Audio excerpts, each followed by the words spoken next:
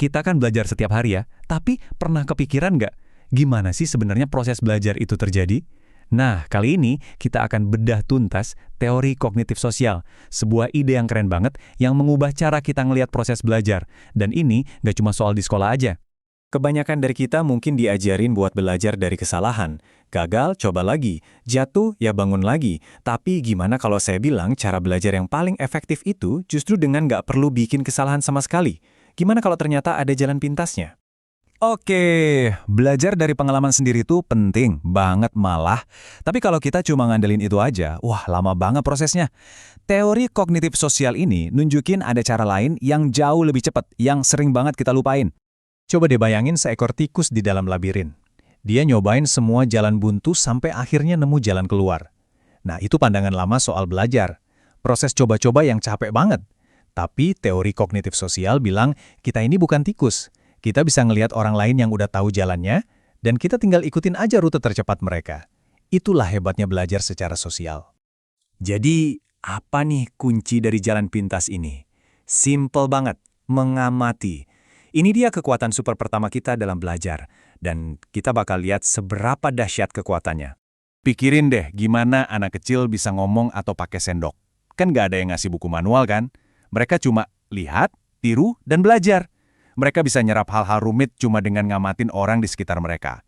Nah, itulah inti dari pembelajaran observasional. Orang-orang yang kita amati ini, dalam teori ini disebut model.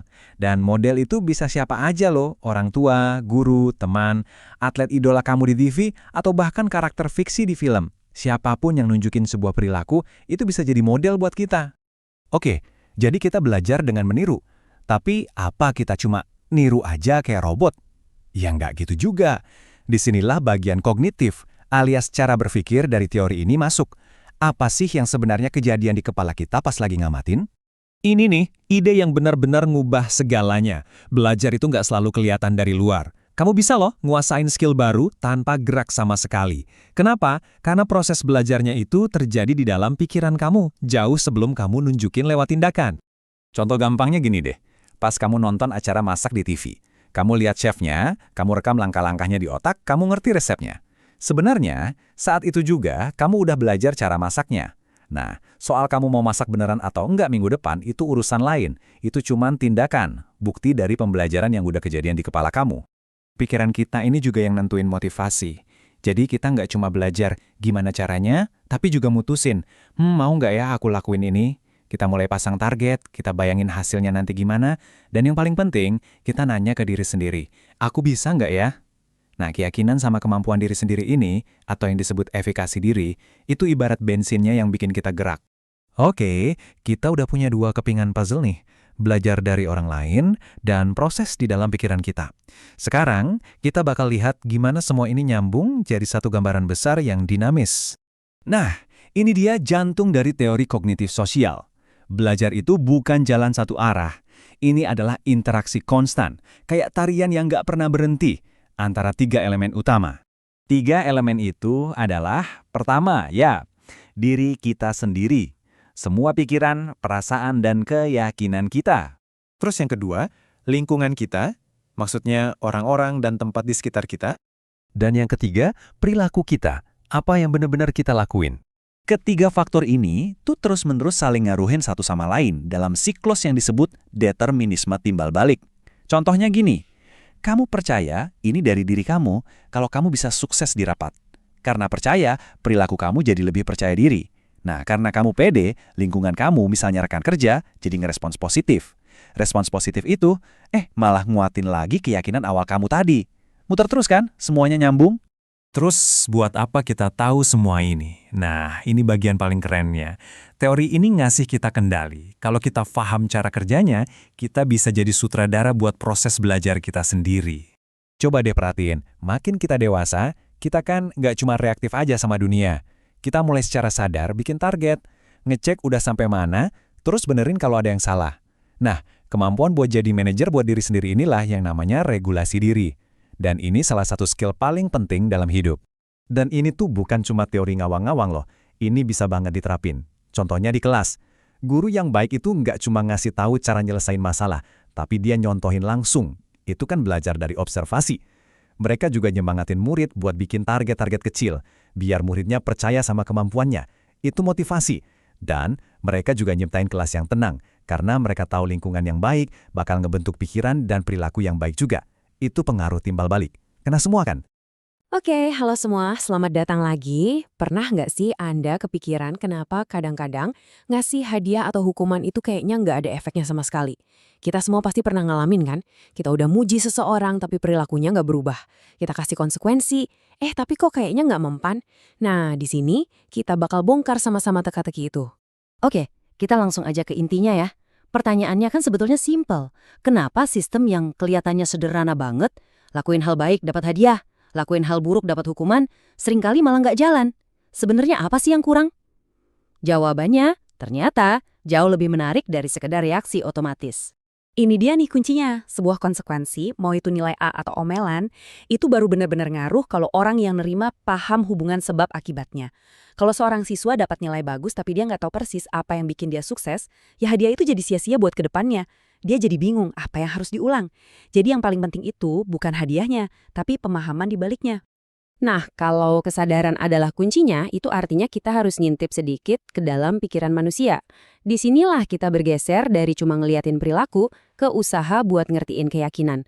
Potongan puzzle yang hilang ini adalah kognisi, proses kita berpikir, berharap, dan menafsirkan dunia. Coba deh, lihat perbandingan ini. Pandangan lama, kaum behaviorist itu ngelihat kita tuh kayak mesin, ada input, ada output. Simple, tapi pandangan kognitif sosial nunjukin kalau ada satu langkah super penting di tengah-tengahnya. Kita nggak cuma bereaksi secara otomatis, tapi kita menafsirkan.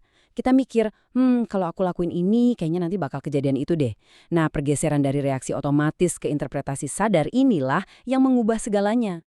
Dan inti dari semua ini ada di satu konsep keren yang namanya ekspektasi hasil. Ini pada dasarnya adalah prediksi mental yang terus-menerus kita buat. Sebelum kita bertindak, kita tuh secara nggak sadar nanya ke diri sendiri, kira-kira apa ya yang bakal terjadi kalau aku lakuin ini? Jawaban dari pertanyaan itulah yang seringkali nentuin kita bakal maju atau mundur. Mau lihat buktinya di dunia nyata? Ayo kita buktikan bareng-bareng kalau pikiran kita ini mesin pembelajar yang luar biasa. Bahkan saat kita nggak sadar lagi belajar. Kita coba eksperimen pikiran singkat yuk. Oke, coba deh bayangin sebentar. Mungkin dosen, guru, atau atasan Anda.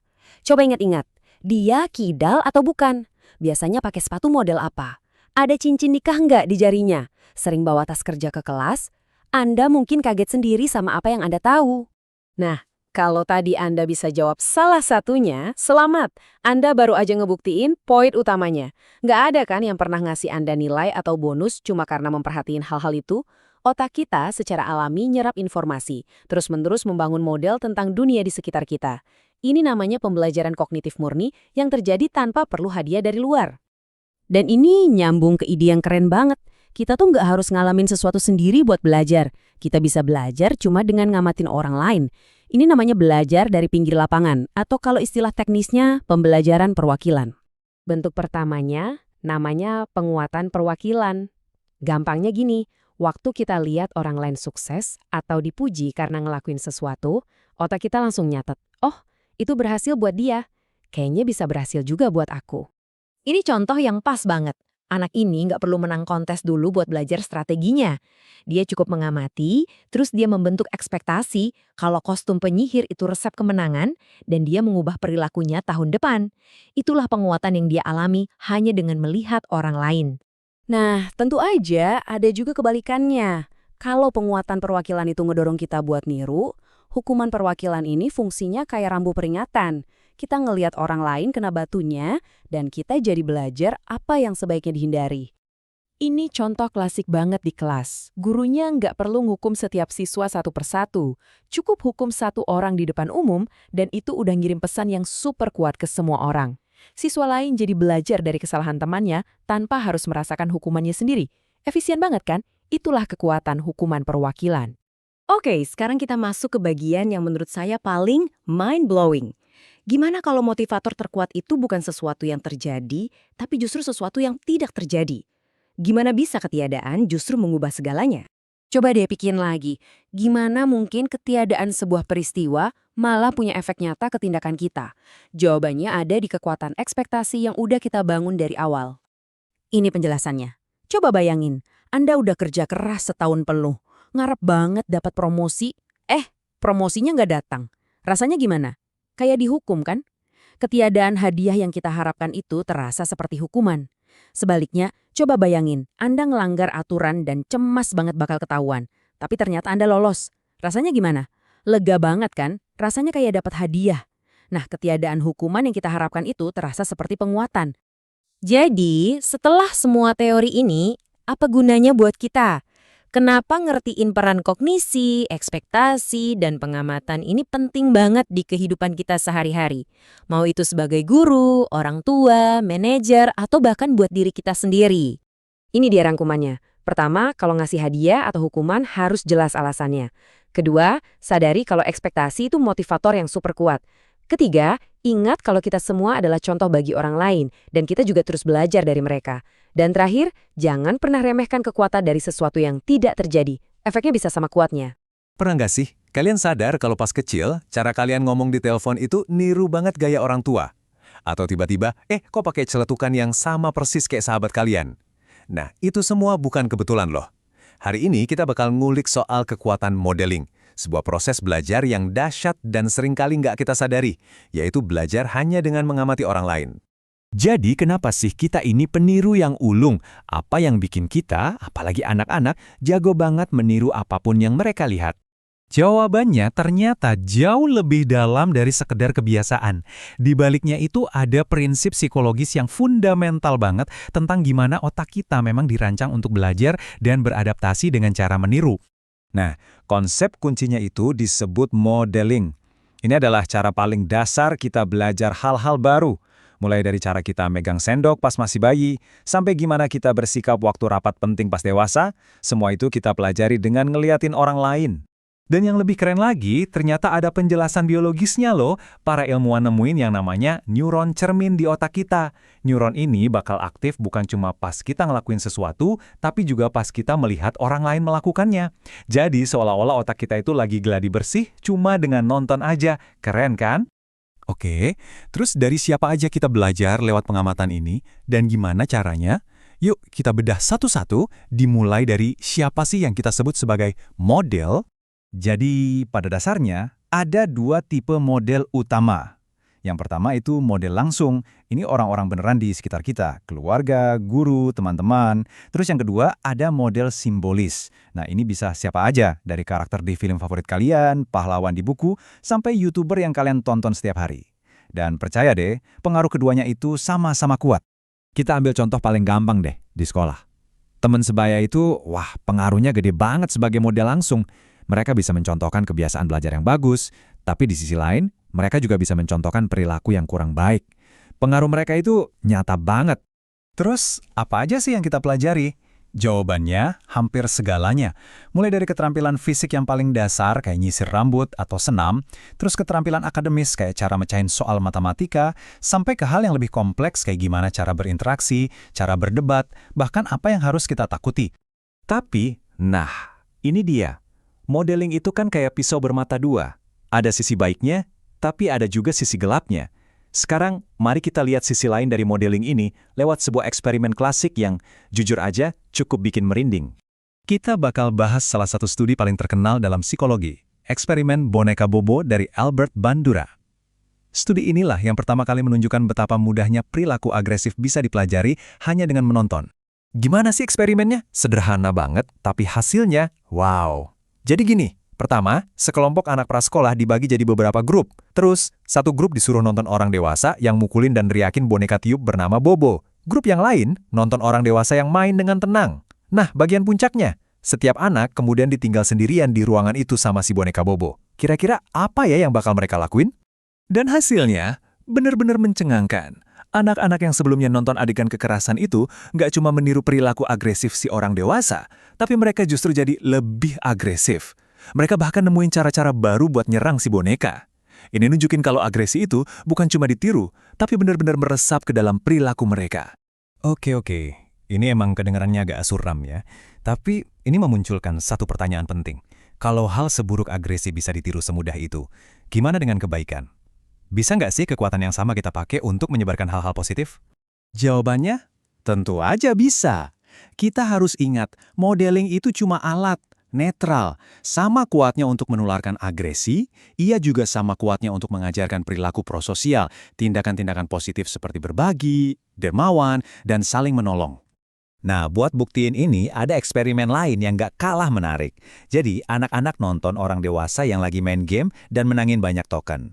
Sebagian anak lihat si orang dewasa nyumbangin setengah tokennya buat amal, sementara sebagian lagi lihat si orang dewasa nyimpen semua tokennya buat diri sendiri. Nah, terus apa yang terjadi pas giliran si anak yang main dan menang? Lihat deh perbedaannya di sini. Jomplang banget kan? Anak-anak yang melihat contoh kedermawanan, ternyata jauh lebih mungkin untuk ikut berbagi kemenangan mereka. Ini bukti nyata. Kebaikan itu sama menularnya kayak agresi. Semua tergantung teladan yang kita lihat. Oke, kita udah lihat sisi gelap dan sisi terangnya. Terus, apa nih kesimpulan yang bisa kita ambil buat kehidupan kita sehari-hari? Poin terpentingnya tuh ini, modeling itu jalan dua arah. Kita semua setiap saat itu lagi belajar dari orang lain. Dan pada saat yang sama, orang lain juga lagi belajar dari kita. Sadar atau nggak sadar, setiap tindakan kita bisa jadi pelajaran buat orang-orang di sekitar kita. Oke, hari ini kita mau bahas sesuatu yang kayaknya nih, semua orang pernah ngalamin.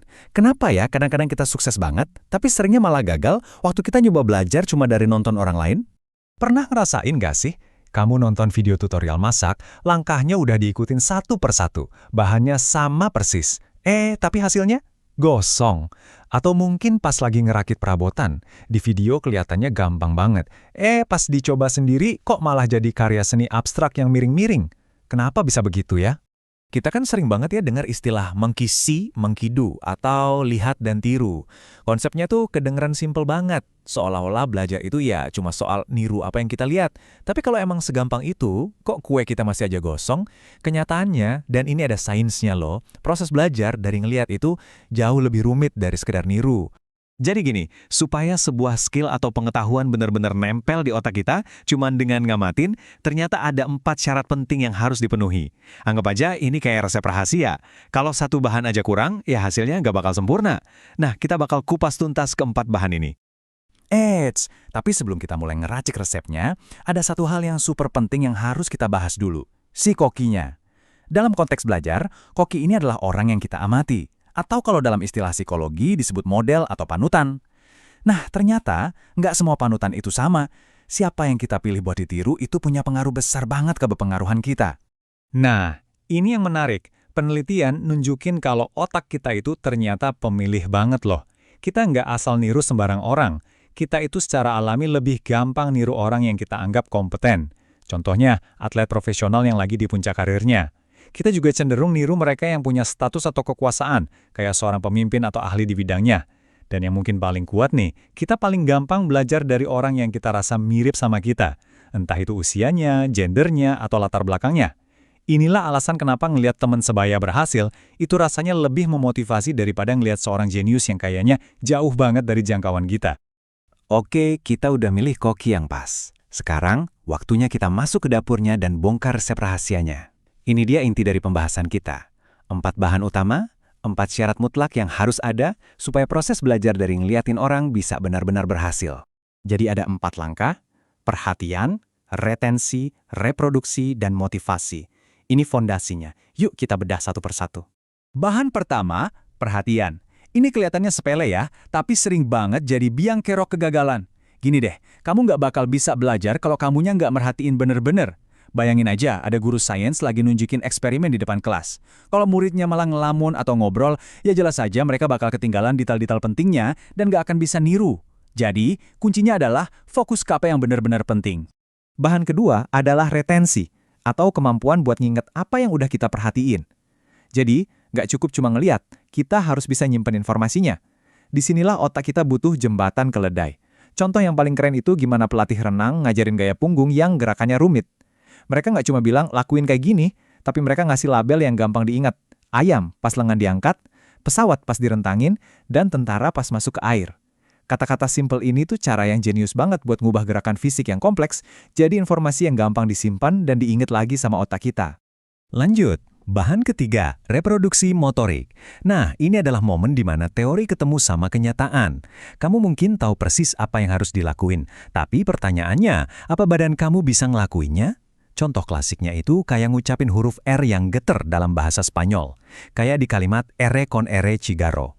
Banyak orang tahu kok bunyinya harus gimana, tapi lidah mereka prosto belum terlatih buat ngelakuinnya. Intinya, tahu itu belum tentu sama dengan bisa melakukan. Dan bahan terakhir, yang bisa dibilang paling kuat, motivasi. Kita nggak bakal mau capek-capek niru suatu perilaku kalau nggak ada untungnya kan? Coba deh lihat contoh Rick sama Chad ini. Dua-duanya sama-sama bersihin kamar. Tapi si Rick dapat pujian plus makanan penutup, sementara Chad dicuekin. Hasilnya, Rick jadi semangat buat ngulangin lagi, tapi Chad enggak. Nah ini yang namanya vicarious reinforcement. Kita jadi termotivasi karena ngelihat orang lain dapat imbalan atau hadiah dari tindakan mereka. Oke, kita udah pegang resep lengkapnya. Keempat bahannya udah kita tahu semua. Pertanyaan besarnya sekarang, terus gimana? Gimana caranya kita bisa jadi koki yang lebih baik? Gimana cara kita nerapin teori ini dalam kehidupan nyata, entah sebagai guru, orang tua, atau bahkan pemimpin di tempat kerja? Yuk kita rangkum jadi tips praktis yang sebenarnya cuma ngerekap 4 bahan tadi. Pertama, buat dapetin perhatian mereka, pastikan mereka fokus sama kamu. Kedua, buat bantu retensinya, pakai label-label cerdas kayak ayam, pesawat, tentara tadi. Ketiga, fasilitasi reproduksinya, jangan cuma nunjukin, tapi jelasin juga prosesnya. Dan keempat, bangun motivasinya, tunjukin kenapa skill ini penting buat mereka, dan kalau bisa, hadirkan panutan-panutan keren yang bikin mereka pengen belajar. Kita udah bongkar resepnya, bahas kokinya, dan lihat tips praktisnya. Jadi, apa sih kunci utama yang bisa kita bawa pulang dari semua ini? Gimana caranya kita bisa benar-benar membuka potensi belajar kita cuma dari ngamatin orang lain? Jawabannya ya balik lagi ke 4 bahan tadi. Jadi, lain kali kamu nonton video tutorial atau nyoba belajar sesuatu dari orang lain, coba deh jadi detektif buat diri sendiri. Cek satu-satu, perhatian kamu udah penuh belum? Ada cara jitu buat ngingetnya nggak? Udah cukup latihan belum badannya buat ngelakuin itu? Dan yang paling penting, kamu benar-benar punya alasan kuat nggak buat menguasainya? Salah satu kekuatan paling dahsyat yang bisa membentuk hidup kita, itu bukan datang dari luar, tapi dari dalam. Dari keyakinan kita sendiri akan kemampuan kita. Ini bukan sekedar soal berpikir positif ya, tapi soal pertanyaan yang jauh lebih mendasar. Saya beneran bisa nggak ya melakukan ini? Nah, hari ini kita akan bedah kekuatan di balik jawaban dari pertanyaan itu. Oke, kita mulai dengan pemanasan dulu ya. Saya punya beberapa pertanyaan singkat. Coba pikirkan ini. Kalau Anda dikasih buku teks psikologi yang tebal, kira-kira Anda yakin bisa paham isinya nggak kalau Anda membacanya dengan benar-benar fokus dan teliti? Coba jawab jujur dalam hati. Pertanyaan kedua, kita pindah ke tantangan fisik, lompat indah dari papan yang tinggi. Mungkin sekarang Anda belum pernah sama sekali, tapi bayangin deh kalau ada instruktur profesional yang ngajarin dan Anda dikasih waktu yang cukup buat latihan, Anda merasa itu sesuatu yang mungkin bisa Anda kuasain nggak?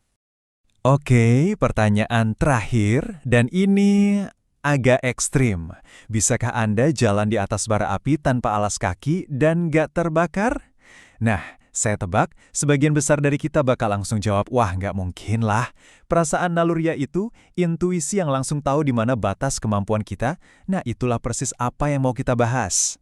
Jadi, entah tadi Anda menjawab ya, kayaknya bisa, atau jelas nggak mungkin, semua jawaban itu sebenarnya muncul dari satu konsep psikologis yang luar biasa kuat. Namanya adalah efikasi diri. Jadi, dalam beberapa menit ke depan, ini yang akan kita bedah. Pertama, kita cari tahu apa sih sebenarnya kekuatan saya bisa itu. Kedua, gimana keyakinan di kepala itu bisa jadi tindakan nyata. Dan terakhir, kita akan lihat soal batas tipis percaya diri, karena ternyata terlalu pede juga bisa jadi masalah. Yuk, kita langsung masuk ke bagian pertama. Kekuatan saya bisa. Jadi apa sih sebenarnya keyakinan ini? Dan yang nggak kalah penting, apa bedanya dengan hal lain yang sering kita dengar, seperti harga diri atau self-esteem? Oke, secara definisi, efikasi diri itu adalah keyakinan kita pada kemampuan untuk menyelesaikan sebuah tugas yang spesifik. Nah, kata spesifik ini penting banget. Jadi ini bukan soal perasaan saya orang yang hebat secara umum, tapi lebih ke saya bisa nggak ya menyelesaikan laporan ini sebelum deadline? Atau sanggup nggak ya saya lari maraton? Fokusnya itu ke tugas. Nah, tabel ini ngebantu banget biar kita nggak ketukar. Lihat ya, efikasi diri itu pertanyaannya, bisa nggak saya lakuin ini? Ini soal kemampuan. Kalau harga diri, itu soal nilai. Pertanyaannya, gimana perasaan saya tentang diri saya sendiri? Beda kan? Terakhir ada konsep diri. Ini lebih luas lagi, soal identitas. Saya ini orang yang kayak gimana sih? Jadi bisa banget loh, seseorang punya harga diri yang tinggi, tapi efikasi dirinya buat main catur misalnya rendah banget. Keduanya nggak selalu sejalan. Oke, kita udah paham definisinya. Sekarang pertanyaan berikutnya, terus kenapa ini penting? Nah, di bagian kedua ini, kita akan lihat gimana keyakinan yang ada di kepala kita itu bisa beneran jadi aksi nyata yang membentuk hidup kita. Jadi, efikasi diri itu bukan cuma perasaan pasif. Ini tuh kayak pemicu efek domino yang punya 4 tahapan. Semuanya berawal dari pilihan aktivitas kita. Dari situ akan nentuin tujuan yang kita pasang, lalu ngaruh ke seberapa besar usaha dan kegigihan kita, dan ujung-ujungnya ya ke hasil pencapaian kita. Yuk kita lihat alurnya satu persatu. Kita mulai dari langkah pertama, pilihan aktivitas. Bayangin Anda seorang mahasiswa. Kalau Anda merasa nggak jago-jago amat di bidang sastra, alias efikasi dirinya rendah di situ, kemungkinan besar Anda bakal cenderung milih mata kuliah yang terkenal gampang dapat A. Padahal bisa jadi mata kuliah yang lebih menantang itu ilmunya lebih dalam. Kenapa begitu? Simple, karena kita secara alami menghindari tugas-tugas yang kita rasa kita bakal gagal. Dari pilihan itu, kita lanjut ke langkah kedua, tujuan. Orang dengan efikasi diri yang tinggi itu nggak takut buat pasang target yang lebih ambisius. Ini kelihatan banget waktu remaja milih jurusan atau karir. Kalau dia merasa jago matematika, dia akan jauh lebih percaya diri buat bercita-cita jadi insinyur, dibanding kalau dia dari awal udah merasa, aduh matematika bukan bidangku. Nah, disinilah letak penentunya, usaha dan kegigihan. Waktu ketemu rintangan, orang dengan efikasi diri rendah cenderung mikir, tuh kan, bener, emang aku nggak bisa. Dan akhirnya menyerah. Beda banget sama orang yang efikasi dirinya tinggi. Dia akan mikir, wah susah juga ya, oke, gimana caranya nih mecahin masalah ini? Rintangan itu dilihat sebagai puzzle yang harus dipecahkan, bukan sebagai tembok yang nggak bisa dilewati. Dan semua ini akhirnya bermuara ke pencapaian. Karena mereka berani memilih tugas yang lebih sulit, pasang target lebih tinggi, dan lebih gigih saat gagal, orang-orang dengan efikasi diri tinggi pada akhirnya cenderung mencapai lebih banyak. Dan yang paling menakjubkan adalah, ini berlaku bahkan ketika dua orang memulai dari level kemampuan yang sama persis. Keyakinan mereka lah yang jadi pembeda.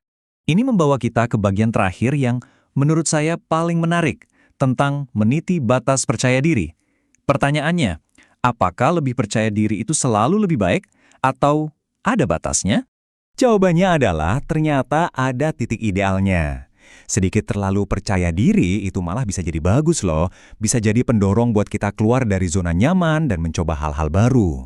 Tapi kalau kelewat pede ini bisa jadi bumerang. Kita bisa jadi pasang target yang nggak realistis, persiapannya kurang matang, dan ya akhirnya malah gagal. Sebaliknya juga sama bahayanya, meremehkan kemampuan diri.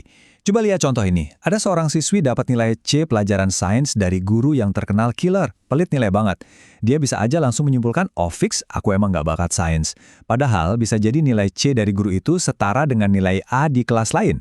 Nah, keyakinan yang keliru ini bisa bikin dia menutup pintu ke semua karir di bidang sains di masa depan.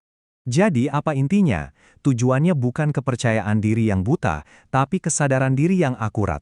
Fondasi ideal untuk sukses itu adalah penilaian yang realistis, tetapi tetap dibumbui dengan sikap optimis. Artinya kita tahu persis di mana kekuatan kita, jujur sama kelemahan kita, tetapi tetap punya percikan keyakinan yang mendorong kita untuk berani mencoba. Halo dan selamat datang kembali.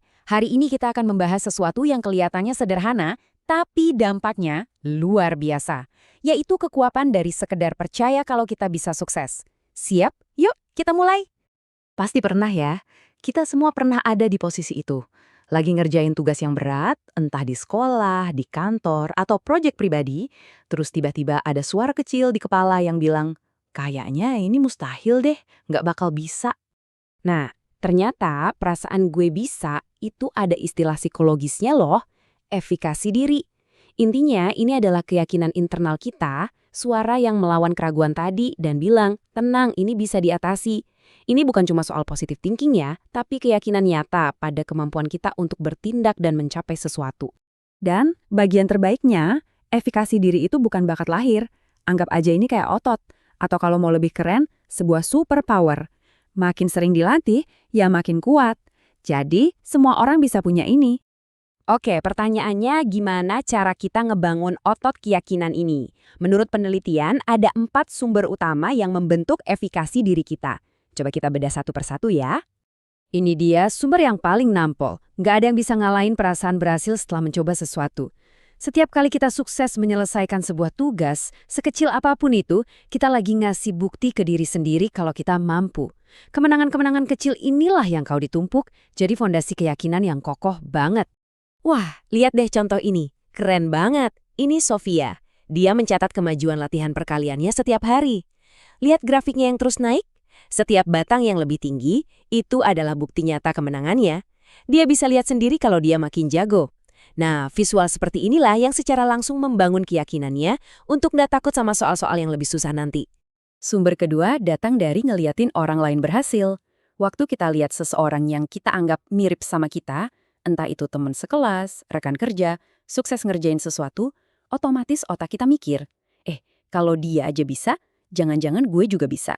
Nah, data ini nunjukin betapa kuatnya poin barusan. Jadi, dalam sebuah studi, siswa dikasih 25 soal pengurangan. Sebagian nonton temannya berhasil ngerjain, sebagian lagi nonton gurunya. Hasilnya, siswa yang nonton temannya berhasil, rata-rata bisa jawab 19 soal dengan benar. Jauh lebih banyak dari yang nonton gurunya. Ini bukti kalau kita lebih terinspirasi sama kesuksesan orang yang kita anggap selevel.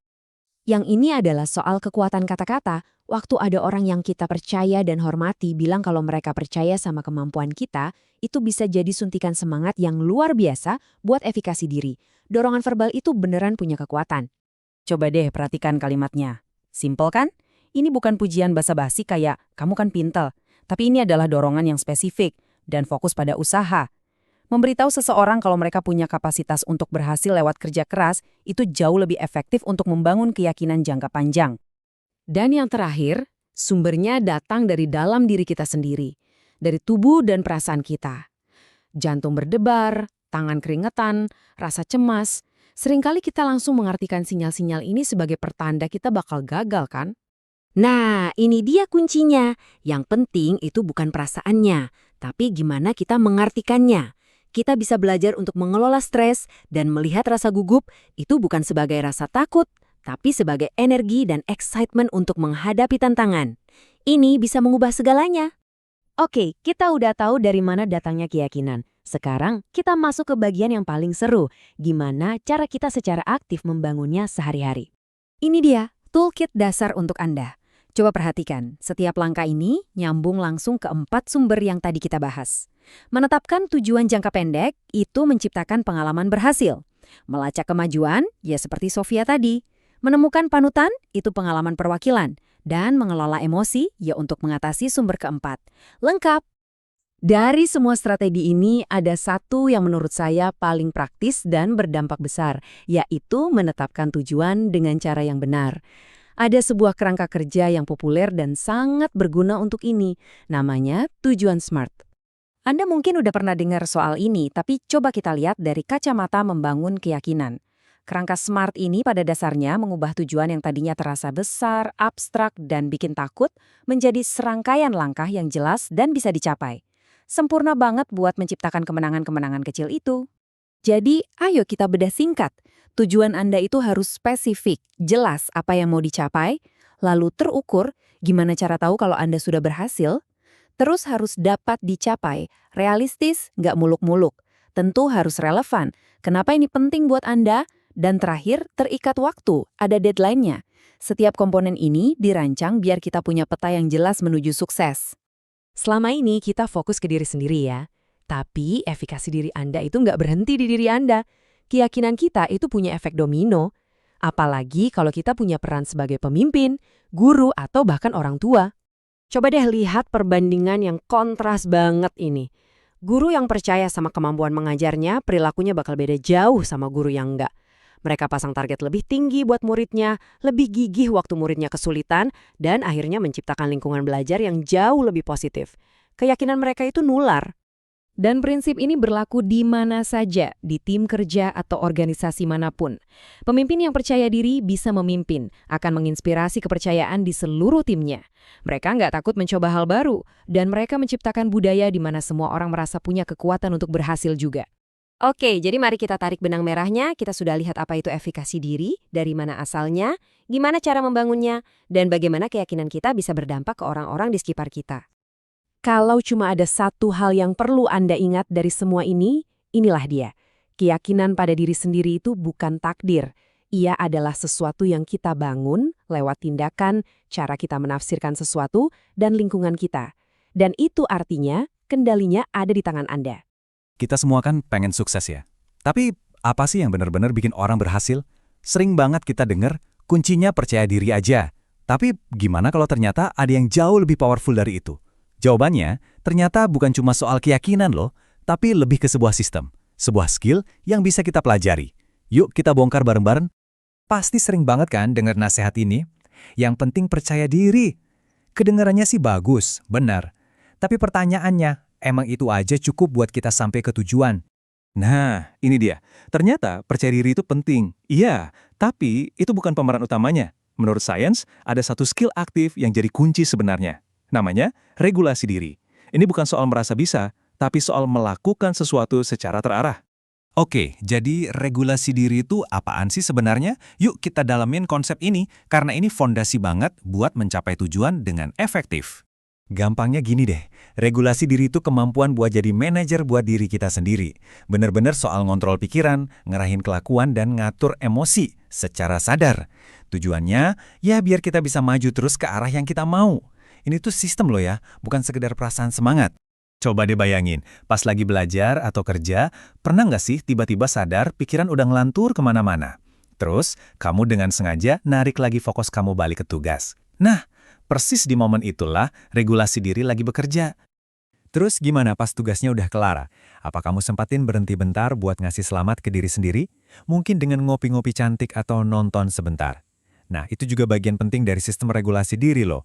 Yang menarik banget dari sini, regulasi diri itu bukan cuma satu tindakan jreng selesai gitu aja. Bukan, ini tuh sebuah siklus. Ada 3 fase yang jelas dan saling berhubungan. Jadi, prosesnya itu jalan dalam sebuah siklus yang punya 3 tahap. Gampangnya, apa yang kita lakuin sebelum mulai, pas selama ngerjain, dan setelah selesai. Yuk kita lihat satu-satu. Oke, fase pertama, sebelum. Ini semua dimulai bahkan sebelum kita benar-benar ngerjain tugasnya. Ini tahap perencanaan. Di sini, kita nentuin tujuan yang jelas, standar yang mau dicapai. Anggap aja ini lagi bikin fondasinya. Lanjut, fase kedua, selama. Nah, ini pas kita lagi di tengah-tengah pertempuran.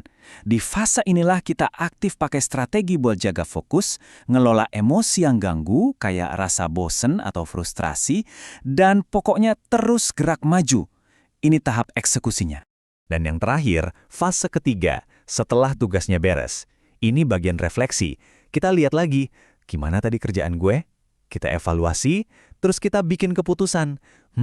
Kayaknya strateginya perlu diubah nih buat besok. Atau, wah kerja bagus, gue pantas dapat hadiah. Siklus inilah yang bikin kita terus belajar dan jadi lebih baik. Oke, sekarang kita udah tahu 3 fasenya kan? Sebelum, selama, dan setelah. Tapi pertanyaannya, apa aja sih yang kita lakuin di tiap fase itu? Nah, ada 6 alat atau tool spesifik yang bisa kita pakai biar siklus ini jalan dengan efektif. Tool pertama itu soal nentuin tujuan. Ini penting banget di fase sebelum. Coba bayangin deh, ada 2 skenario diet. 1, targetnya nurunin 25 kilo dalam setahun. 2, targetnya fokus nurunin setengah kilo minggu ini. Kayak yang dibilang di kutipan ini, kita pasti ngerasa lebih berhasil di skenario kedua kan? Nah, itulah kekuatan dari tujuan jangka pendek. Bedanya jelas banget kan? Tujuan jangka panjang atau distal itu rasanya kayak ngelihat puncak gunung yang jauh banget. Bikin males. Nah, kalau tujuan jangka pendek atau proksimal, itu kayak ngelihat anak tangga di depan kita. Jelas, bisa diinjak. Setiap langkah kecil yang berhasil ini ngebangun momentum, bikin kita semangat buat terus jalan. Sekarang masuk ke fase selama. Di sini ada 2 alat penting. Pertama, regulasi emosi. Ini bantu kita ngelola rasa frustrasi atau cemas pas lagi mentok. Kedua, instruksi diri. Ini cara kita ngomong sama diri sendiri buat tetap di jalur yang benar. Anggap aja kayak punya pelatih pribadi di dalam kepala. Dan nguasain suara internal ini ada prosesnya loh, nggak langsung jadi. Intinya, kita belajar dari niru orang lain dulu, terus pelan-pelan, instruksi itu pindah dari luar ke dalam. Dari yang tadinya dibimbing orang lain, terus kita ngomong sendiri dengan suara keras, sampai akhirnya jadi pikiran otomatis di kepala kita. Masih di fase selama, ada alat penting lainnya, pemantauan diri. Ingat ini, kita nggak bisa memperbaiki apa yang nggak kita ukur. Jadi ini tuh tindakan yang simple tapi powerful banget, yaitu secara sadar ngamatin dan nyatet perilaku kita sendiri. Ini contohnya keren banget. Ada seorang siswa namanya Hillary, dia cuma pakai catatan simple. Tiap 10 menit dia kasih tanda centang kalau dia lagi fokus dan tanda silang kalau pikirannya melayang. Simpel kan? Tapi teknik ini ngasih dia data beneran buat lihat polanya dia dan gimana cara memperbaikinya. Oke, sekarang kita sampai di fase setelah. Di sini, 3 alat terakhir mulai bekerja. Dimulai dari evaluasi diri. Kita harus jujur nilai performa kita tadi gimana. Terus, dari hasil evaluasi itu, kita terapkan konsekuensi atau penghargaan yang udah kita tentuin sebelumnya. Jadi ingat 3 hal ini ya, evaluasi, penguatan, dan konsekuensi. Kombinasi ketiganya ini yang jadi mesin pendorong kita buat jadi lebih baik ke depannya. Kita nilai, terus kita putuskan, mau kasih hadiah buat kerja bagus atau sadar kalau ada yang perlu diubah.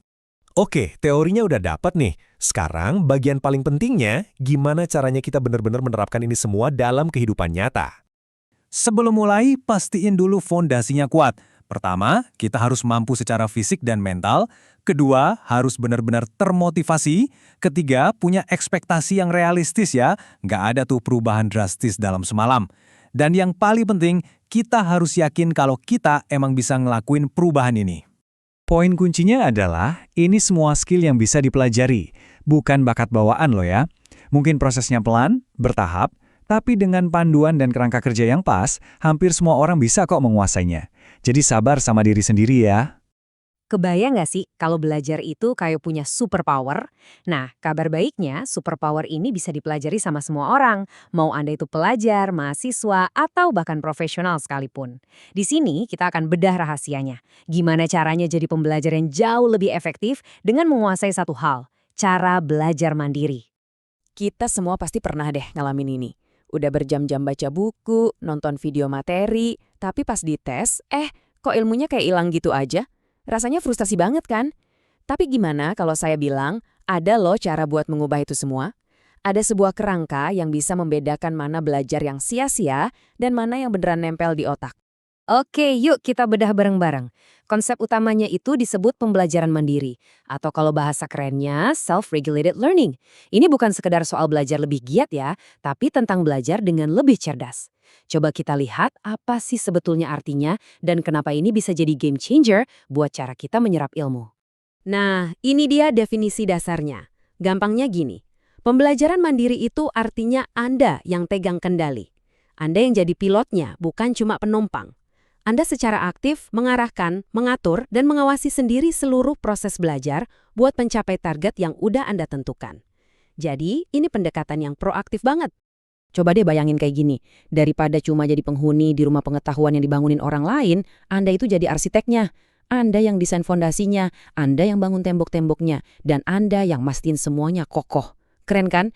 Anda punya kendali penuh buat membangun pemahaman Anda sendiri. Proses ini tuh bukan daftar tugas yang sekali checklist selesai ya, tapi ini sebuah siklus yang muter terus. Semuanya dimulai dari menetapkan tujuan. Anda harus tahu persis mau kemana. Dari situ, baru Anda bikin rencana strateginya. Tentu, butuh motivasi dari dalam diri dan kemampuan buat jaga fokus alias kontrol perhatian. Sambil jalan, Anda terus pantau. Udah ngerti belum ya? Dan di akhir, Anda evaluasi diri. Apa nih yang berhasil? Apa yang perlu diperbaiki? Terus, siklusnya mulai lagi. Dan setiap putaran bikin Anda jadi makin pintar. Teori aja nggak cukup kan? Sekarang kita masuk ke bagian yang paling seru, yaitu prakteknya. Gimana caranya kita mulai menerapkan ini di kehidupan sehari-hari? Berikut ini ada beberapa strategi konkret yang bisa langsung Anda pakai dan masukin ke dalam kotak peralatan belajar Anda. Yuk kita pecah satu-satu rencana aksinya. Pertama, coba deh tentuin tujuan belajar Anda sendiri. Jangan cuma ngikutin yang dikasih orang lain. Terus, bikin jadwal yang spesifik. Misalnya, Selasa jam 7-8 malam, gue mau fokus belajar topik A. Ini jauh lebih manjur daripada cuma bilang, nanti deh belajar. Yang ketiga, ini penting banget. Jauhkan HP Anda atau tutup tab-tab yang nggak perlu. Gunakan checklist sederhana buat ngelacak progres. Dan terakhir, jangan pernah malu buat minta tolong. Pembelajar mandiri yang cerdas itu tahu kapan waktunya butuh bantuan. Itu justru bagian dari strategi loh. Nah, ini nih inti dari metakognisi atau gampangnya, berpikir tentang cara kita berpikir. Pembelajar yang efektif itu sering banget ngobrol sama dirinya sendiri kayak gini. Mereka nggak asal pakai satu cara, tapi terus-terusan nanya, strategi yang gue pakai ini udah bener belum ya buat situasi sekarang? Yakin ini cara terbaik? Dan yang paling keren dari semua ini adalah skill-skill tadi itu nggak cuma kepake di kelas atau pas baca buku aja. Kerangka kerja yang sama ternyata jadi alat yang super ampuh buat memecahkan hampir semua masalah rumit dalam hidup dan pekerjaan. Coba kita lihat deh strukturnya. Lihat polanya, mirip banget kan? Ini pada dasarnya siklus yang sama. Anda definisikan dulu masalahnya, lalu tentukan tujuannya. Anda coba prediksi kira-kira konsekuensinya apa, baru pilih solusi terbaik. Setelah itu rencanakan langkah-langkahnya, laksanakan dan yang paling penting, evaluasi hasilnya. Ini adalah kerangka kerja super kuat yang bisa Anda terapkan di mana aja. Oke, sekarang kita tarik semua konsep ini ke konteks yang relevan banget buat kita semua sekarang, era digital. Dengan makin banyaknya pembelajaran online, skill mengatur diri sendiri ini jadi, jauh lebih penting dari sebelumnya. Yuk kita lihat kenapa. Jadi, di dunia online itu ada dua mode utama. Ada yang sinkron, artinya real time, kayak kelas via Zoom yang ada jadwalnya. Satu lagi asinkron, di mana Anda bisa akses materinya kapan aja, misalnya nonton video rekaman. Nah, yang asinkron ini memang menawarkan fleksibilitas luar biasa, tapi ada tapinya. Anda dituntut punya disiplin diri yang jauh lebih tinggi karena nggak ada yang ngingetin. Dan disinilah tantangan terbesarnya. Lingkungan online itu bisa dibilang zona penuh gangguan. Notifikasi dari medsos, email muncul terus-terusan.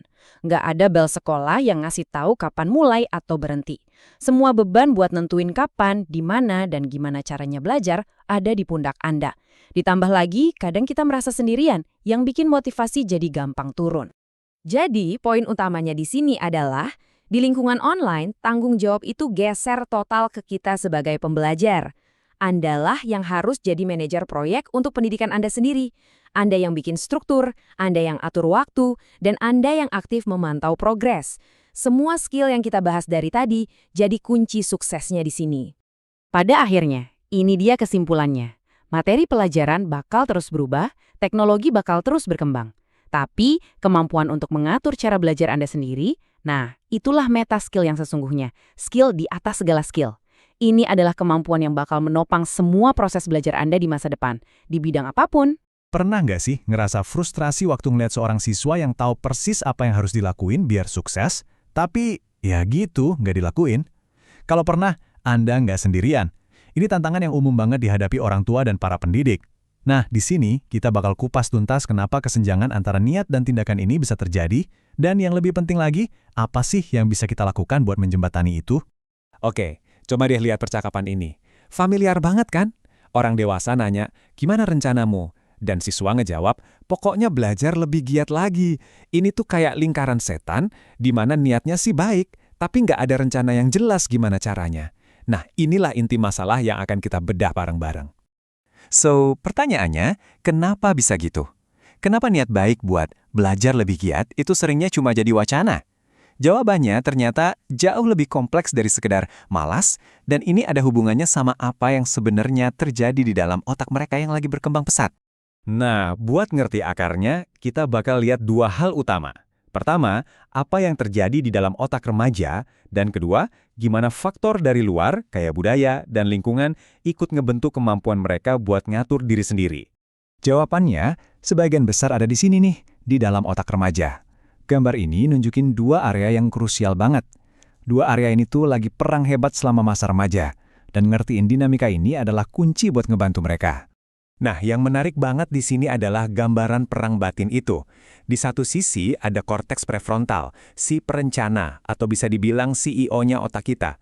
Bagian inilah yang bantu kita mikir jangka panjang dan ngerem impuls.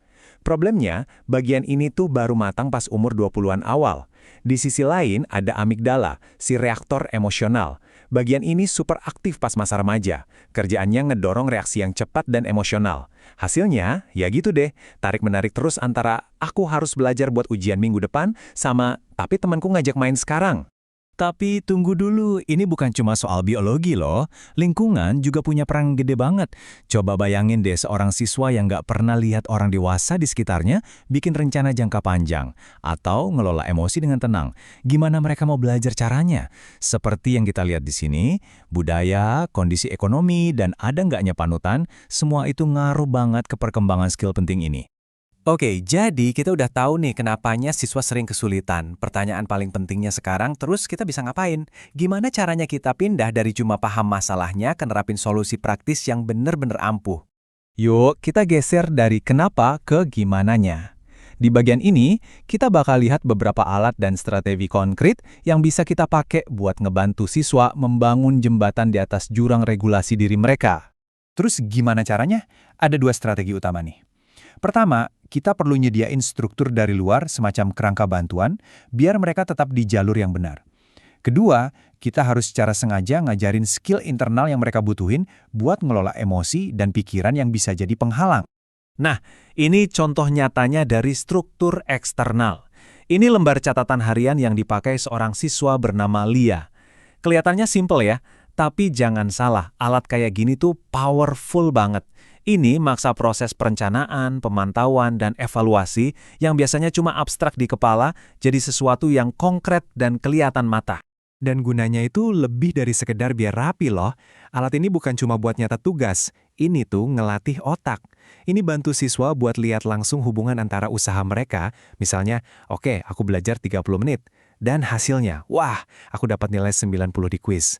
Lama-kelamaan ini ngebangun kebiasaan internal buat evaluasi diri, yang nantinya jadi fondasi buat bisa mandiri ngatur diri sendiri. Prinsip-prinsip ini sebetulnya berlaku buat semua, tapi ayo kita lihat gimana kita bisa menyesuaikannya. Strategi-strategi ini penting banget buat semua siswa, tapi ini jadi jauh lebih krusial lagi buat mereka yang menghadapi tantangan khusus, entah itu masalah sosial, perilaku, ataupun akademis. Oke, kita fokus dulu ke kelompok yang pertama. Buat siswa yang kesulitan dengan interaksi sosial atau kontrol perilaku, jurang antara tahu harus gimana sama ngelakuinnya tuh bisa lebar banget, apalagi dalam situasi yang bikin emosi naik. Buat mereka ini, kita nggak bisa cuma asumsi, nanti juga ngerti sendiri. Kalau mereka gampang marah atau impulsif, kita perlu aktif ngajarin teknik nenangin diri, kayak tarik napas dalam-dalam sebelum situasinya jadi panas. Semuanya harus kita pecah jadi langkah-langkah praktis dan kita latih berulang-ulang. Sekarang, kita pindah ke kelompok yang lain. Buat siswa yang menghadapi kesulitan akademis, problemnya mungkin bukan soal kontrol emosi, tapi lebih ke susahnya bikin rencana, nentuin target yang realistis, dan ngelihat hubungan antara usaha dan keberhasilan. Nah, buat kasus ini, fokus kita itu ngebangun rasa percaya diri dan kemandirian mereka. Artinya, kita bantu mereka bikin target-target kecil yang bisa tercapai, biar mereka bisa ngerasain kemenangan. Dan yang paling penting, kita harus secara jelas nunjukin hubungan antara kemenangan itu sama kerja keras mereka. Jadi bilangnya, kamu berhasil karena kamu belajar, bukan kamu lagi hoki aja. Dan kasih mereka banyak kesempatan buat latihan, pakai alat pemantauan diri.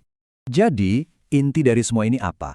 Kita harus stop ngeliat regulasi diri itu sebagai bakat atau sifat bawaan yang dimiliki atau tidak dimiliki siswa. Ini tuh skill kognitif yang kompleks, sama kayak membaca atau ngitung.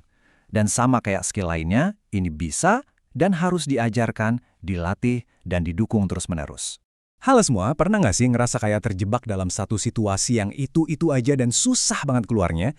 Nah, hari ini kita bakal bongkar satu konsep keren namanya kausalitas timbal balik.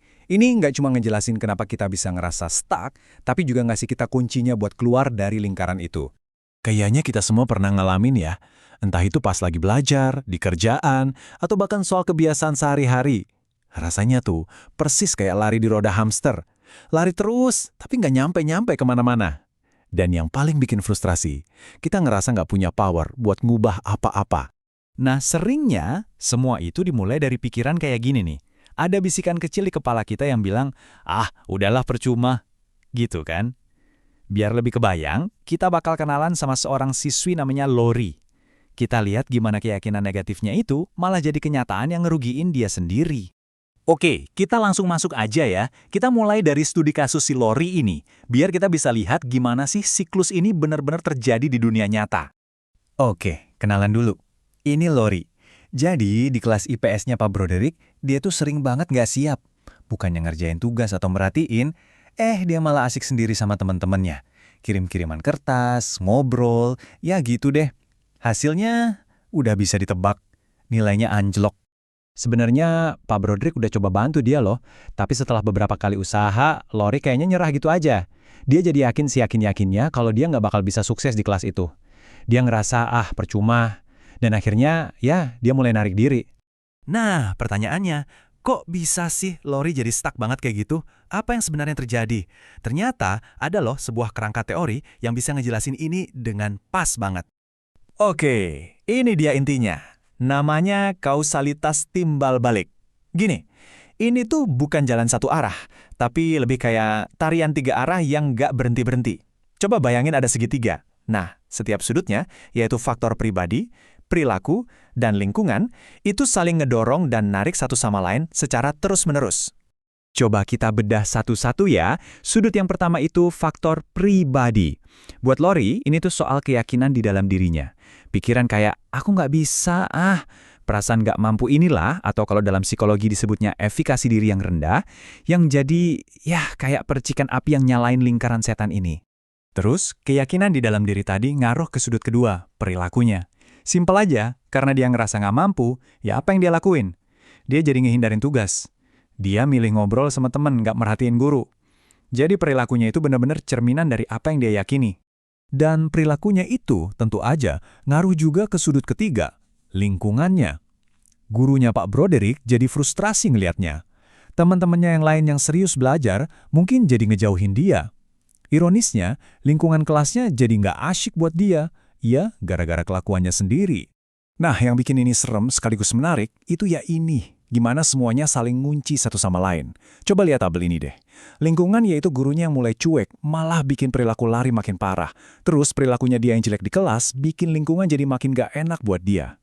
Dan faktor pribadinya, rasa nggak bisanya itu bikin dia lebih milih nyari perhatian dari teman ketimbang fokus belajar. Udah deh, jadi lingkaran setan yang sempurna. Tapi, pertanyaannya, apa lingkaran ini nggak bisa diputusin? Oh tentu aja bisa. Dan disinilah Pak Broderick jadi pahlawannya. Dia nggak nyerah gitu aja sama Lori, malah sebaliknya, dia bikin sebuah rencana intervensi yang, wah, cerdas banget. Coba kita lihat ya, apa aja sih rencana briliannya? Pertama, dia bikin pelajarannya jadi nyambung sama minat murid-muridnya. Kedua, dia ngajarin mereka buat bikin target sendiri dan ngelacak progresnya. Ketiga, ada kuis-kuis kecil tiap minggu biar mereka bisa langsung tahu udah paham atau belum. Dan yang paling penting, dia ngingetin kalau mereka itu bertanggung jawab sama hasil mereka sendiri. Nah, perhatiin deh, Pak Broderick ini pinter banget. Dia nggak langsung nyoba benerin Lori, tapi dia mengubah lingkungan kelasnya. Itu titik masuknya. Oke, jadi gimana hasilnya setelah lingkungannya diubah? Apa rencananya ini berhasil mutusin lingkaran setan buat Lori? Yuk, kita lihat transformasinya. Wow, perbedaannya jauh banget. Dari yang tadinya cuek dan ngerasa nggak ada harapan, Lori jadi aktif dan merhatiin di kelas. Dia mulai rajin ngerjain tugas, mulai ngerasain sukses, dan yang paling keren, dia malah jadi nggak sabar nunggu kelas IPS tahun depan. Ini bener-bener perubahan total. Dan ini keren banget sih, kita bisa lihat gimana siklusnya sekarang berbalik 180 derajat. Metode ngajar yang baru, itu lingkungan, bikin prestasi akademiknya, perilakunya jadi naik. Prestasi yang naik, perilakunya, ngebangun rasa percaya dirinya, faktor pribadinya. Dan rasa percaya diri yang lebih tinggi, faktor pribadinya, bikin dia makin semangat dan rajin belajar, perilakunya. Jadilah sebuah siklus positif yang saling nguatin. Nah, penting juga buat kita ingat ya, teori kausalitas timbal balik ini, atau teori kognitif sosial, itu salah satu cara pandang aja buat ngelihat proses belajar. Tentunya ada juga perspektif lain yang nggak kalah penting. Biar gampang, coba kita bandingin sedikit sama behaviorisme. Kalau behaviorisme itu fokusnya lebih ke perubahan perilaku yang bisa kita lihat langsung sebagai respons dari lingkungan. Nah, kalau teori kognitif sosial yang kita bahas dari tadi, ini lebih dalam lagi. Dia justru nekenin banget proses mental di dalam kepala kita, kayak yakinan dan rasa percaya diri, itu yang jadi kunci buat belajar. Oke, kita udah lihat cerita Lori, udah paham juga teorinya. Terus, apa artinya ini buat kita? Gimana caranya kita bisa pakai ilmu ini di kehidupan kita sehari-hari? Dan ini dia poin utamanya. Pesan yang paling penting dari teori ini adalah kita itu nggak berdaya. Kita punya kendali. Kita bisa dengan sadar milih mau masuk dari mana buat ngubah siklus ini. Mau dari ngubah perilaku? Bisa. Mau dari nata ulang lingkungan kita? Bisa juga. Atau mau dari ngelawan pikiran-pikiran negatif kita? Sangat bisa. Tujuannya satu, buat memulai siklus baru yang positif. Pernah nggak sih kamu ngerasa di titik terendah, nggak percaya diri, sampai rasanya pengen nyerah aja?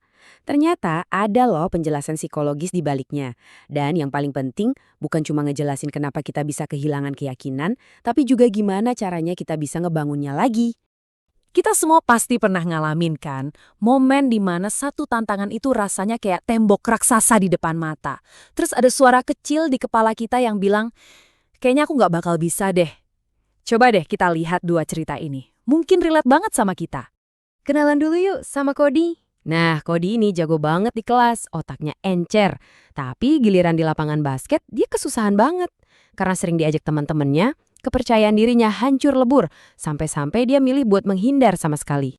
Terus ada juga Carrie. Setelah gagal ujian aljabar beberapa kali, di kepalanya tuh udah kayak ada kaset rusak yang muter terus. Ah, emang aku bego matematika. Dan keyakinan itu, ya, bikin dia beneran berhenti nyoba. Nah, ini nih pertanyaan utamanya. Apa sih yang ngebedain orang yang pantang menyerah sama mereka yang langsung menyerah? Kayak Cody dan Carrie. Jawabannya, ternyata ada di sebuah teori psikologi yang keren banget soal cara kita belajar. Yap, jawabannya ada di dalam teori kognitif sosial. Sebuah ide yang benar-benar mengubah cara kita ngelihat proses belajar loh. Dimulai dari satu gagasan yang simple tapi, wah, revolusioner. Coba deh kita bandingin. Dulu tuh kita mikirnya belajar itu ya harus trial and error. Coba, gagal, coba lagi sampai akhirnya bisa. Tapi teori kognitif sosial ini nawarin jalan pintas yang lebih efisien. Katanya kita bisa belajar cuma dengan ngeliatin orang lain melakukannya. Simpel kan? Intinya tuh gini, pikiran kita, tindakan kita, dan lingkungan sekitar kita itu saling ngaruhin satu sama lain. Kayak tarian yang nggak pernah berhenti.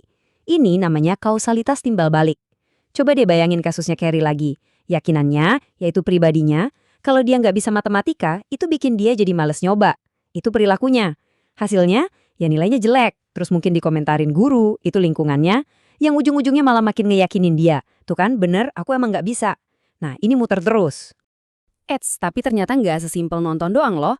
Ada 4 syarat biar belajar dari ngeliatin ini beneran berhasil. Pertama, harus perhatian. Nggak bisa sambil scrolling HP ya. Kedua, retensi, alias harus ingat apa yang dilihat. Ketiga, reproduksi motorik. Maksudnya, badan kita harus mampu ngelakuinnya. Saya bisa aja nontonin atlet olimpiade seharian, tapi ya badan saya nggak bakal bisa ngikutin.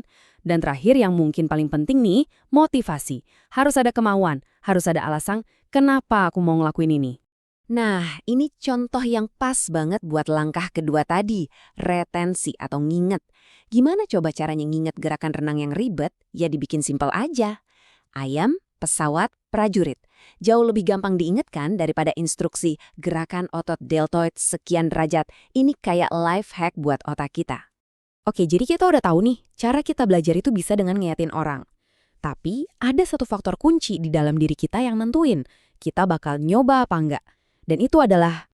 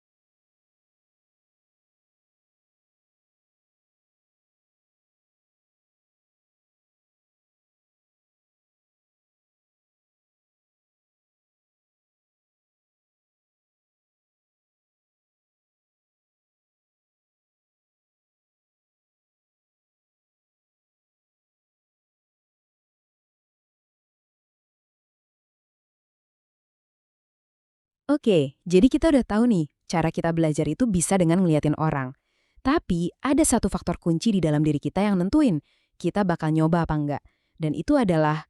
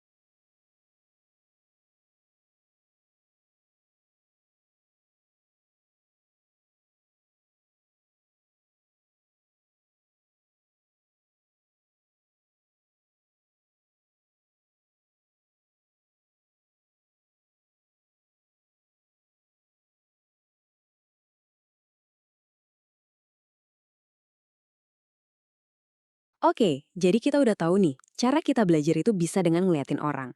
Tapi ada satu faktor kunci di dalam diri kita yang nentuin kita bakal nyoba apa enggak. Dan itu adalah, nah ini dia nih akar masalahnya si Cody dan Carrie. Problem mereka itu sebenarnya bukan soal kemampuan, mungkin aja Cody kalau dilatih terus jadi jago, tapi soal rendahnya efikasi diri. Ini soal keyakinan spesifik saat itu juga. Bisa nggak ya gue masukin bola ini? Atau bisa nggak ya gue ngerjain soal ini? Nah, ini penting banget biar nggak ketuker. Bisa aja loh seseorang punya harga diri tinggi, ngerasa, aku orang baik kok, tapi efikasi dirinya rendah buat satu hal spesifik. Misalnya, waduh, aku nggak bakal bisa deh ngomong di depan umum. Jadi ingat ya, efikasi diri itu soal kemampuan di satu tugas, bukan soal nilai diri secara keseluruhan. Dan ini dia, kenapa efikasi diri ini penting banget, soalnya ini tuh benar-benar nentuin pilihan-pilihan hidup kita. Karena efikasi dirinya rendah, Cody jadi ngindarin olahraga, Carrie jadi nyerah sama matematika. Jadi keyakinan mereka itu jadi kenyataan. Bukan karena mereka nggak mampu, tapi karena keyakinan itu sendiri yang ngestop mereka buat bertindak. Oke, masalahnya udah jelas. Sekarang yang paling penting, solusinya gimana? Kabar baiknya adalah, efikasi diri itu bukan takdir, bukan sesuatu yang dari sananya begitu. Ini bisa dilatih, bisa dibangun. Yuk kita bedah 4 strategi praktis yang udah terbukti. Strategi pertama, dan ini yang paling kuat, nggak ada yang ngalahin, bukti nyata dari kesuksesan kita sendiri. Setiap kemenangan, sekecil apapun itu, ibaratnya kayak kita nabung di rekening kepercayaan diri kita. Contoh praktisnya gimana? Ya kayak gini, dengan ngelacak kemajuan kita secara visual, kayak di grafik perkalian ini, kesuksesan itu jadi kelihatan nyata. Jadi nggak cuma, kayaknya aku udah lebih baik deh, tapi ada buktinya, hitam di atas putih, kalau kita beneran makin jago. Lanjut, strategi kedua, ngeliat itu percaya. Jadi, waktu kita ngeliat orang yang mirip sama kita, berhasil, otak kita tuh langsung mikir, loh, kalau dia bisa, jangan-jangan aku juga bisa nih. Dan ini bukan cuma perasaan doang loh. Datanya ada. Coba lihat penelitian ini. Siswa yang nontonin temennya sendiri berhasil ngerjain soal, ternyata hasilnya jauh lebih bagus daripada yang nontonin guru, apalagi yang nggak nonton sama sekali. Ini bukti kalau kita tuh butuh role model yang relate. Oke, strategi berikutnya. Tentu kita nggak bisa cuma diam nungguin sukses datang kan? Kita harus proaktif, kita harus menciptakan kesuksesan itu. Dan cara paling jitu buat ngerancang kemenangan-kemenangan kecil itu adalah dengan bikin target yang lebih cerdas. Nah, alat yang paling pas buat ini adalah kerangka SMART. Ini ngebantu kita ngubah tujuan yang ngawang-ngawang kayak, aku pengen jago matematika, jadi sesuatu yang konkret. Aku bakal ngerjain 5 soal latihan tiap hari selama 2 minggu ke depan. Nah, tujuan kayak gini kan jelas, jadi bisa kita capai, dan setiap kali tercapai itu ngebangun momentum. Oke, dari tadi kan kita ngomongin soal diri sendiri ya, aku. Tapi ternyata, kekuatan keyakinan ini nggak berhenti di level individu aja. Waktu sekelompok orang mulai percaya sama kemampuan mereka bareng-bareng, nah, disitulah terjadi sesuatu yang luar biasa. Namanya, efikasi diri kolektif. Kutipan ini nunjukin banget betapa menularnya sebuah keyakinan. Jadi bayangin, kalau satu tim, mau itu guru-guru di sekolah, tim olahraga, atau tim kerja di kantor, punya keyakinan bareng-bareng kalau kita bisa. Keyakinan itu bakal nyiptain energi positif yang luar biasa. Dan itu bakal ngangkat performa semua orang di dalamnya. Jadi kesimpulannya gimana? Kepercayaan diri itu ternyata bukan sesuatu yang misterius atau bakat dari lahir. Ini adalah sebuah skill, sesuatu yang bisa kita latih, kita bangun pelan-pelan lewat tindakan kita, lewat observasi, dan lewat dukungan dari orang lain. Nah, pertanyaan buat kita semua hari ini, dengan bekal pengetahuan ini, kira-kira siapa ya orang di sekitar kita yang bisa kita bantu buat ngerasa lebih mampu? Gimana caranya kita bisa pakai kekuatan ini buat ngebantu orang-orang di sekitar kita jadi lebih baik?